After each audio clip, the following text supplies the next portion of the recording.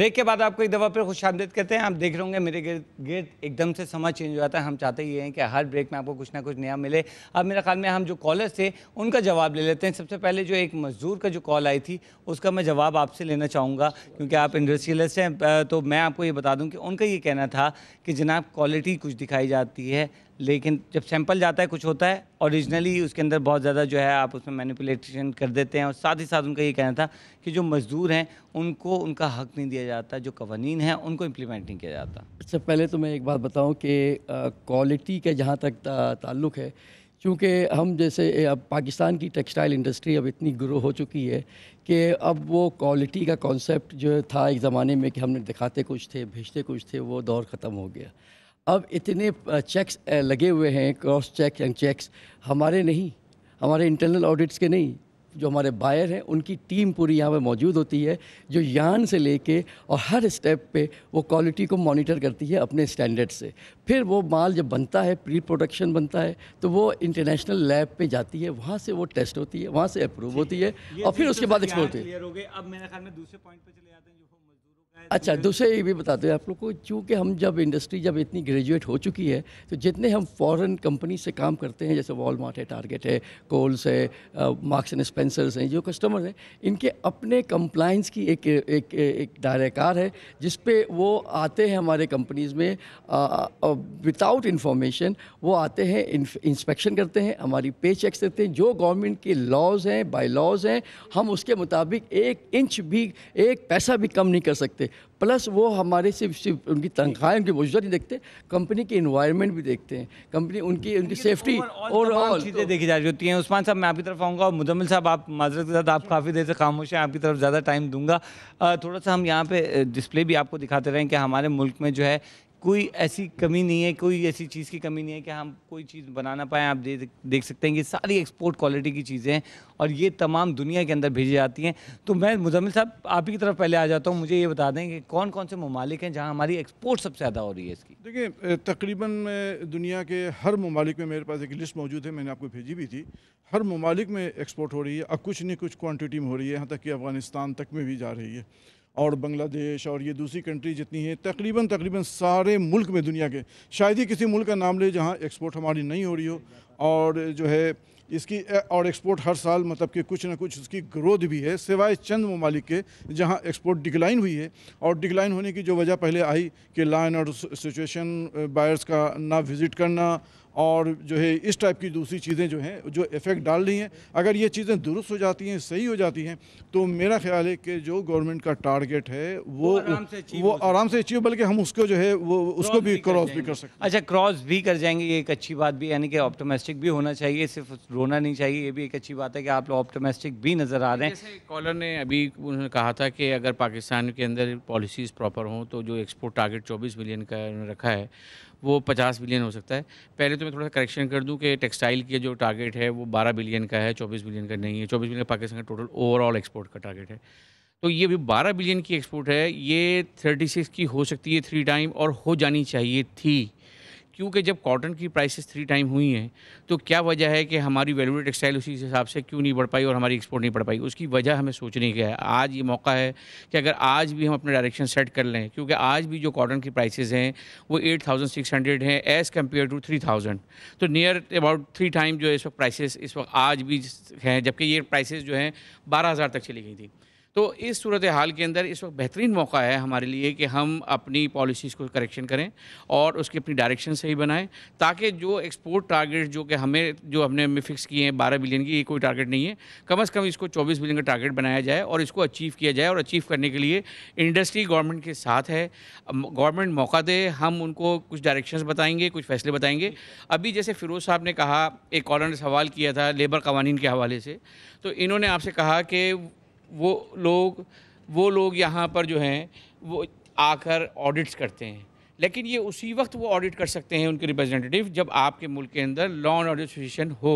अगर आपके मुल्क में लॉ एंड ऑर्डर सिचुएशन नहीं है, उनके लोग नहीं आ सकते, तो वो अपनी प्रोडक्शन को कट कर देते हैं। वो कहते हैं हमें परचेज़ नहीं करनी, क्योंकि अब जो इस वक्त जो वो इंटरनेशनल मार्केट में जो बाइंग हो रही है उनका सबसे पहला जो है वो सोशल कंप्लाइंस है कि सोशल कंप्लाइंस को किस हद तक आप फुलफ़िल कर रहे हैं। और सोशल कंप्लाइंस की ऑडिट वो आपके ऑडिट को डिपेंड नहीं करते, उनके अपने ऑडिटर्स हैं इटसेल्फ, जो कि बांग्लादेश से आते हैं, श्रीलंका से आते हैं, इंडिया से आते हैं, और वो लोग यहाँ आ नहीं पा रहे। तो इस सूरत हाल के अंदर ये इंतहाई ज़रूरी है कि आप अपने मुल्क के अंदर लॉ एडमिनिस्ट्रेशन को बेहतर करें, और यहाँ पर जो फॉरेन बायर है उसको आने के लिए इन्वायरमेंट मिले। ठीक है। अच्छा, एक और चीज़ मैं आपसे पूछना चाहूँगा कि फिरोज साहब, मैं आपकी तरफ ही आना चाहूँगा यहाँ पे। आप मुझे एक बात ये बताइए कि हम मसाइल अपनी जगह, सब चीज़ें अपनी जगह, एक हमने बनाया EPZ, ठीक है, एक्सपोर्ट प्रोसेसिंग जोन, ठीक है, उससे क्यों नहीं फ़ायदा उठाया? हम अगर बात करते हैं एक्सपोर्ट प्रोसेसिंग जोन के चेयरमैन से, वो कहते हैं कि जनाब हमने तो कहा था जितनी भी एक्सपोर्ट ओरिएंटेड जो लोग हैं वो यहाँ पे आए, हम उनको फैसिलिटेट करेंगे। एक्चुअली बात यह है कि चूँकि हमारी जो टेक्सटाइल है, टावल इंडस्ट्री है, ये 90%, मैं कहूँगा 90 के 95% ये टोटल एक्सपोर्ट पे, लोकल मार्केट में हार्डली 5% है। तो इसका मतलब ये हुआ कि ये इंडस्ट्री, हम तो गवर्नमेंट से ये कहते रहे कि पूरे इस इंडस्ट्री को EPZ ही करा देते, जो हमारी इंडस्ट्री ऑलरेडी सिटी में इंफ्रास्ट्रक्चर की जो मौजूद है, जहाँ पर ये लगी हुई है, वो पूरे इस टेक्सटाइल को ही आप जहाँ जहाँ ये इंडस्ट्रियल एरिया उसको EPZ का ही स्टेटस दे दें। दूसरी बात ये है कि जो हमारे यहाँ एक DTRE भी एक चीज़ है जो हम इंपोर्ट कर सकते हैं। कोई भी चीज़, पैकेजिंग की चीज़ है, रॉ मटेरियल चीज़ है, वो हम वो विदाउट ड्यूटी इंपोर्ट कर सकते हैं। जब हम वो फैसिलिटी हमें यहाँ मौजूद है सिटी में, तो हम वहाँ पे जाके EPZ में क्यों जाएं? वहाँ पे जाने की ऐसी तो कहते हैं हम वहाँ पे बहुत ज़्यादा फैसिलिटेट करते हैं उस्मान साहब। नहीं, मैं आपको बताऊँ, बिल्कुल EPZ जिस वक्त बना था वहाँ पर बहुत ज़्यादा फैसिलिटी थी, इसमें कोई शक नहीं है। लेकिन जैसे कि अभी फिरोज साहब ने बताया कि टावल इंडस्ट्री हो या बेडिंग इंडस्ट्री हो, ये वेंडर के ऊपर डिपेंड करती है, और वेंडर जो है वो EPZ में नहीं जा सकता। वेंडर जो है वो हमारे ये नियरेस्ट जो हमारे इलाके हैं वहाँ पर वो वेंडर मौजूद है, जहाँ से हम डिफरेंट सप्लाईज ले रहे होते हैं, हमारे लेबल्स हैं, हमारे फैब्रिक्स हैं और दूसरी चीज़ें हैं। तो इसके लिए हमें इंतहाई ज़रूरी है कि हमें अपनी इंडस्ट्री वहाँ रखनी है जहाँ पर दूसरी इंडस्ट्रियाँ भी जो हमारे साथ कोरिलेशंस हैं वो हों। अभी टेक्सटाइल सिटी का वजूद आ रहा है, और टेक्सटाइल सिटी के ऊपर अरबों रुपए की इन्वेस्टमेंट हो रही है, जो कि मेरे हिसाब से एक इंतहाई गलत इक़दाम है। अगर वो टेक्सटाइल सिटी की इन्वेस्टमेंट जो आपके मौजूदा इस वक्त इंडस्ट्रियल एस्टेट्स हैं, अगर आप उसमें वो इन्वेस्टमेंट करें, वो जो पावर की शॉर्टेज यहाँ पर है पहले आप यहाँ पूरा कर दें, जो इंडस्ट्री ऑलरेडी रन कर रही है। आप अभी एक पोर्ट कासिम के ऊपर एक मैदान है, उसको आप आबाद करने की कोशिश कर रहे हैं, और जो आपके ऑलरेडी जो 4-5 इंडस्ट्रियल एरिया रन कर रहे हैं, वहाँ पर पता चला इंफ्रास्ट्रक्चर भी नहीं है, रोड्स भी नहीं है, वहाँ इलेक्ट्रिसिटी भी शॉर्ट है, पानी की शॉर्टेज है।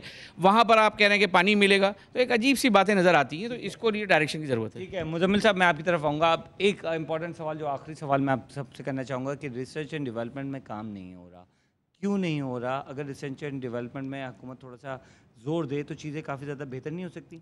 देखिए, रिसर्च एंड डेवलपमेंट के लिए हुकूमत ने अदारा बनाया PCSIR। अब PCSIR का जो काम था उन्होंने उसके हिसाब से किया नहीं, और उसकी वजह ये थी कि हुकूमत पॉलिसी तो बहुत बना देती है लेकिन चेक एंड बैलेंस कोई नहीं होता।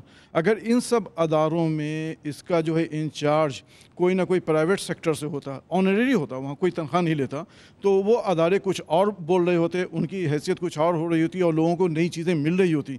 अगर कोई चीज़ डेवलप भी करते हैं तो उनके डब्बे में बंद पड़ी होती है, जब उनके पास जाओ तो दिखाते हैं जी मैंने तो ये बना ली। ठीक है, अब मेरे ख्याल में एक जुमले में, क्योंकि टाइम बहुत, एक बात और आपको ये कर दूं कि इस वक्त जो इंडस्ट्रियलाइजेशन है, जैसा कि मुजम्मिल साहब ने कहा, ये इंतहाई ज़रूरी है। अगर आपने इंडस्ट्रियलाइजेशन नहीं किया तो एम्प्लॉयमेंट जनरेट नहीं होगी, एम्प्लॉयमेंट जनरेट नहीं होगी तो जो अनएम्प्लॉयड है वो क्रिमिनल बन जाएगा। ठीक है, ये बात अच्छा, लेकिन इंडस्ट्रियलाइजेशन के लिए इंतहाई ज़रूरी है कि आपको अपने क़वानीन को रीटू करना है। इस वक्त आपके मुल्क के अंदर इस तरह के क़वानीन हैं जो कि इंडस्ट्री को बेतहाशा हर्ट कर रहे हैं, और वो काले कानूनों की वजह से इंडस्ट्री जो है वो बहुत सारी वो तबाह बर्बाद हो रही है, और जो उसको अपनी पैदावार में तवज्जो देना चाहिए वो दिन भर उन सरकारी महकमों को डील करता रहता है। मेरे ख्याल में अब टाइम कम रह गया। फिरोज साहब, आप मुझे बताइए क्या हाल है एक जुमले में?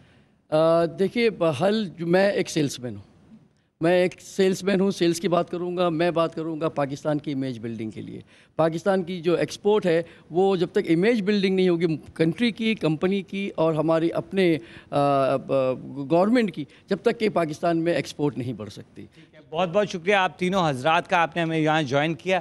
अब वक्त हुआ है आपसे इजाज़त लेने का, लेकिन जाते जाते मैं जो एक चीज़ कहना चाहूँगा वो ये है कि हमारी जो टावल इंडस्ट्री है वो बड़ी रंगीन है, लेकिन जो हालात हैं लगता है ऐसा है कि टावल इंडस्ट्री के जो रंग हैं वो फीके पड़ते जा रहे हैं। अब देखना ये फीके पड़ते हुए कलर्स को जो है उसमें रंग भरा जाता है हुकूमत की जानिब से या नहीं। तो वक्त हुआ आपसे इजाज़त लेने का। अल्लाह हाफ़िज़।